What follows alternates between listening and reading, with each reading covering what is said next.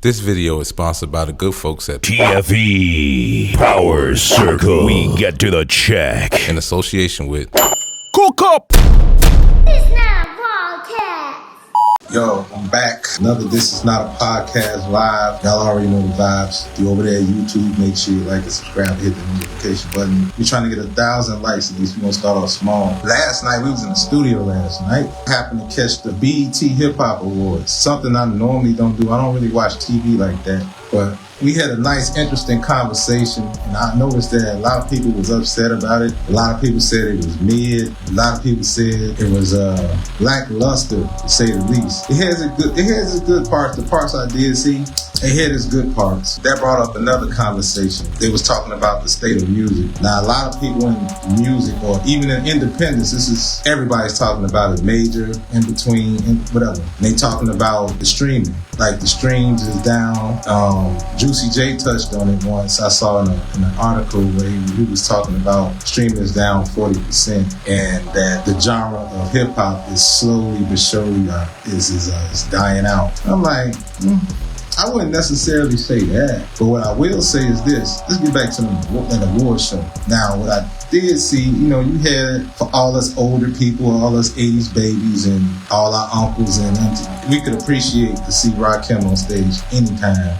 For all the LL Cool J fans out there, we can appreciate to see forefathers on there. But then on the flip side, then we saw that they celebrated the 20th anniversary of trap music, which was a goodie for me, because I like the DJ drama portion of the show when they brought out Tip, and then they brought out Jeezy, and Jeezy did the songs I liked. When he did Get Your Mind Right, that was it for me. That was my highlight of the night personally. And let's move on to the other performances. Jermaine Dupri did his set. I guess they dedicated the whole award show to the producers some kind of way. I was a little disappointed with the ciphers though. Not so much as the rappers. Shouts out to all the artists out there that's doing a 1-2. We can all, I could leave it to everybody to debate whether the raps was light and whatever. I'm getting on the producers right now. Like, they picked the wrong beats for a lot of them rappers, especially like the females. Bun B, his part of it, I rather did enjoy. Other than that, like a couple performances here and there, that was cool. It wasn't nothing to be talked about. Like, if you look and see what's trending right now, or if you see what they're talking about, they talking about that Jada Pinkett, Will Smith stuff more than they talk about the BET Hip Hop Awards. I want to have a little story time. The BET Hip Hop Awards has a significance for me, especially in my journey holding the camera. I remember back, I wasn't even using the camera back then. We had a homeboy that was we'll just say he knew how to diversify his portfolio a long time ago before it became cool, before it became a thing. So he gave me some valuable advice, some information that stuck with me to this day that I never forgot, and I never knew I would use it or need it until this time. And he was saying that he told me never underestimate the power of the camera. I'm like, what are you telling me that for? Because at the time I was like full-fledged artist mode at the time. But he told me this little story one time where him and a couple buddies of his, he had like this before they had the DSLR cameras like you see everybody be having out. He had the joint you put on your shoulders like this, and probably like about that $10,000 joint, because back then they didn't have DSLRs. Him and his mans and them, they go down, they get a rental car and shoot all the way to the A. They go to Atlanta to the BET Awards. They ain't got no tickets, they ain't even got no business being there. He goes and he whips out the camera, get his boy to whip out the camera. They get on the red carpet. Everybody and their mama there at the time, everybody that was hot at that time was out there, the whole get out. So he runs into Project Pat, he runs into Styles P, he runs into a few other guys. Namely, I'm dropping these names right now because he went through a couple people that kind of bypassed him, because back then they had a lot of other media outlets or whatever, so you got to hit them, and then all the people that's on the come up get the scraps. And that's kind of like somewhat how it is now, but it got a lot better over the years. But anyway, he ended up building a rapport with them. Long story short, he ended up getting a connection, so he came back with something. And the moral of the story is never underestimate the power of the camera. Now, bringing it back to the BET Hip Hop Awards now, I noticed that it was a little naked, like a little empty in there, I should say. You know what I mean? I seen a couple blind spots in there. I remember it was a time where we looked forward to the ciphers. We looked forward to who got what award, this and that and the third. This time around, it kind of felt like an independent award show more so. Like, it was almost to say like they was giving each other awards and you kind of already knew. Like, they didn't really, like, I like the fact that Metro Boomin was kicking behind on the award side. So that's kind of understandable. But at the same time, I seen a little too much kumbaya between Swiss and Timberland. So it kind of made it seem like this was like orchestrated. And then that brings me to the controversy. We was having a conversation about that shorty, what's old girl name with the porno tape? Sexy Red, I think that's her name. I'm sorry, I'm lost in the sauce. I don't listen to none of that type of stuff. I understand. Shouts out to all the ratchet rappers or whatever. And I get it. We all got a place in this universe of music or whatever. Anyway, it kind of made me think about a lot of things I've said years ago, and a lot of other people have spoken on this. And we were talking about the way the machine is ran as far as industry-wise. Notice that a lot of people that was probably hot right now, that you probably listen to all the time, even like down this little blue app down here or wherever you go to, Snapchat or whatever, even the stuff that y'all do reels to, all that music and stuff, like, okay, I'm gonna throw a name like The Baby, for example. He performed, by the way, and from what I saw in the energy of the crowd, if you go back and watch that performance, key in on the audience. They didn't really, it wasn't no type of fanfare, no type of emotion. Like, everything was pretty stoic, to say the least. It felt like watching an open mic on national television. That's what it looked like. Like, although it's orchestrated at the same time, I mean, number one, you give a Lifetime Achievement Award to Marley Marr in Atlanta, different crowd. Some of them probably go over his, which is great. I get it. You celebrating 50 years of hip hop for those that do care. All the hip hop heads out there, they pretty stoic. We singing along and everything like that. But it didn't have that same feel as all like certain award shows, and I'm like, and it kind of made you think, like, is music really dying down? Like this is not just an independent thing. Like, all the majors is complaining about the same stuff. Indies is making, like, they not meeting the same quota. It's not a priority for these labels these days to sign artists like right now. So for everybody that's pushing forward and trying to do this, that, and the third to please these people, like this, just like the last time I was on live, I was talking about just focusing on making singles, which is true, and that just proves my point right there. But at the same time, they feel like music is slowly dying because of the repetitiveness.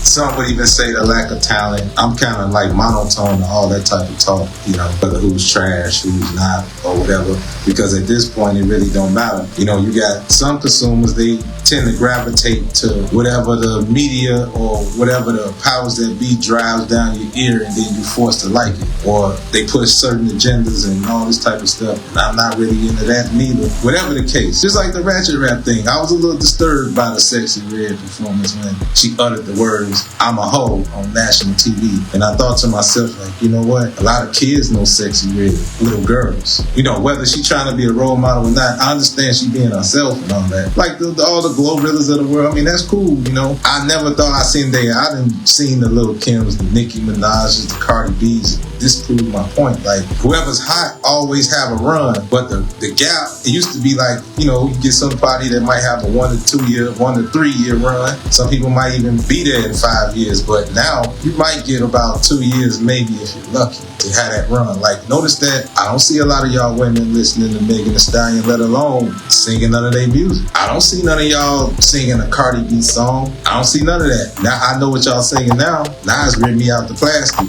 Whoever else, I don't know all the slogans. It's all on TikTok. Just pay attention and key in on that. Like The Baby. Like, I'm in Vegas. I give you a quick story about him. Like, I seen him. He was like the hottest thing out here on the West Coast at one point in time. Like, he run a run. Like, The Baby had a run, especially out here. And my man's was doing about at least 3 shows, and he didn't have a residency in Vegas. He had about 3 shows. He getting booked back to back to back to back to back. He can just keep doing that. In the meantime, cause controversy, jump on a tour here, a music festival there. Man, working nonstop. Shouts out to The Baby. Then all of a sudden, you get in trouble with the powers that be, and then all of a sudden, sales go down. All of a sudden, you're not seeing them too much no more. The music slow down, and even if you do push music, you're not jumping on it like you was at first. Matter of fact, I don't even hit none of y'all playing him neither. Y'all go to the next person. Whoever y'all like, it don't matter. Put a name on it. It don't even matter. Half of them, it's starting to it's like a hamster wheel. For me, it's hard to keep up with a lot of them. You know what I mean? Like, it's an artist born every 5 minutes, it seems like. But at the same time, they not getting the proper push. nobody's getting their fair shake. The music is watered down. It's just, and it seems like on the outside looking in, it seems like music is just dying slowly. And that's really not so the case to me. It's not true. I mean, I get it from what you see on TV and what's being pushed and kind of shoved down your throat a bit makes it seem that way. But in the reality is, there's so many underground artists that's dope out here. A lot of people, is using their social media platforms to get out here just like the majors. The majors is hustling like the indies now. Everything is looking attractive on the indie side. So it's like, so if you're an independent artist right now, you got a huge upside right now. You know what I mean? Like, you can see some of them people on the BET Awards, you probably thinking like, shit, I could do that. And you can. I think you can. I mean, it's people out here make just as good as music as them folks out there, but they doing their business a certain type of ways. Regardless of whether you sign a deal or not. I'm saying, like, man, you don't even have to make the repetitive music no more if you're not one of them type of artists. I get it. I'm not gonna say who's not talented, who's suck, who's don't. It really don't matter. My thing is I'm encouraging the indie artists to keep it going. Keep doing what you're doing. That just lets you know, make the music you want to make, regardless of who like it or who don't. Like, go ahead and do your thing. Because after what I saw, I'm like, man, the floodgates should be open on. I think the variety of music should come back. It's out there. I think, we should just key in on it a little bit more. I mean, as a consumer. I mean, however we got to get it out there. Everybody be on YouTube. Everybody be on Instagram, TikTok, whatever. Do whatever's necessary you need to do. I'm saying that I look at the positive out of it. Like, you can look at music as dying, but in reality, music not dying. There's plenty of music out there. There's plenty of dope artists. Plenty of whatever you like or whatever you consider, whatever you like, it's out there. Plenty of it. It's a matter of fact, I would go as far as to saying it's a huge abundance of it. Yeah, see what I'm saying? Bro say money pays out more than ever. We should take advantage of that. Artists, you should take advantage of that. For those of you creators that make music and all that, a lot of us have diversified our portfolios quite a bit. Some of us are fashion designers, some of us are podcasters, videographers, this and that. Some, all the above, cooking, whatever the case. So all these hidden talents is, I ain't gonna say forced to be pulled out, but I'm seeing a lot of diversifying our portfolio. So as an entrepreneur, I say we got a huge upside. For all you artists, y'all got a huge upside. So I'm just here to encourage y'all to just make whatever you want to make. Whatever kind of music you want to make it. Straight up. There's plenty of it. You know what I mean? Like, we can all sit up here and complain about this, that, and how bad it sounds or how good it sounds, whatever. Or hate on young and old and all that type of stuff. That's retarded. Like, after what I saw, bro, I'm like, man, look, make what y'all want to make. Because at the end of the day, you got the people that listen to what they want to listen to, whether it be drill music, all that gang-infused music, whatever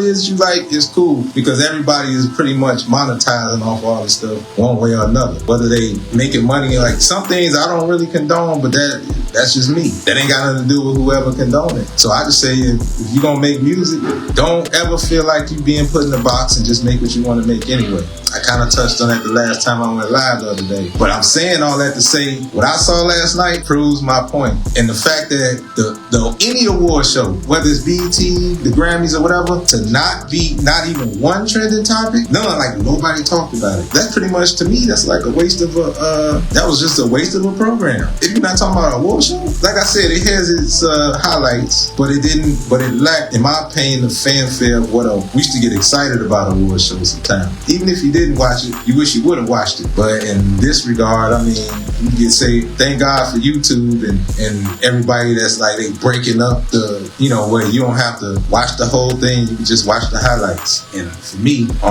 that's enough for me, because I don't think I could sit through that, to be honest. But I did enjoy that they giving the old school artists their flowers while they still here. Now that's one thing I would much rather them, if you want to do that, and I mean, it should be more appreciated more. I think, it's no reason why, if one of our forefathers get a Lifetime Achievement Award, because one day, KRS-One said this one day, if you listen to, for all you kids out there, if you want a homework assignment, go back and listen to I'm Still Number One. It's a passage in one of those verses where he's talking about one day y'all be the old school artists. And even in that time, well, you get it if you listen to the rhymes, but the point is, everybody gonna have their time to be that old rapper or that old school artist. You get a Lifetime Achievement Award, you're gonna want everybody to sing them songs word for word, verbatim. And you're gonna want everybody to be there. Us as 80s babies appreciate what we saw, because who wasn't singing the words to Paid in Full? When Rakim went up there, I mean, yeah, if you like LL Cool too, but when Rakim went up there, I was cool with that. Marley Marl got his Lifetime Achievement Award. Okay, that's cool.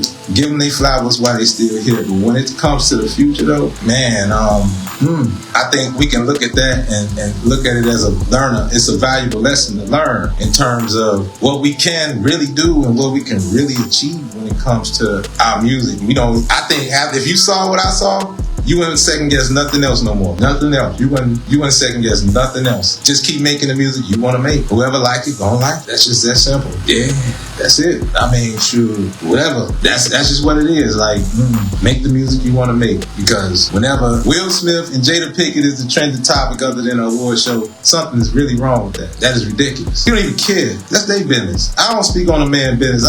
That's why I said, all you YouTubers and media outlets, y'all really piggyback over that or try to get y'all some quick clicks talking about another man's business. I don't know, man. I ain't gonna speak on another man's business, let alone another man's wife, regardless if that man is, you get it, whatever. That's why I'm talking about music. That's right. That's just that simple. I don't speak on another man's wife, speak on another man's business. That's just not my thing. So thank y'all for wasting y'all time listening to me all this time, and I appreciate it. I'm out. So I'm gonna do it like I always do it. Keep God first, stay sucker free, and by all means get to the money. Peace and love, stay healthy. Out this joint. Peace.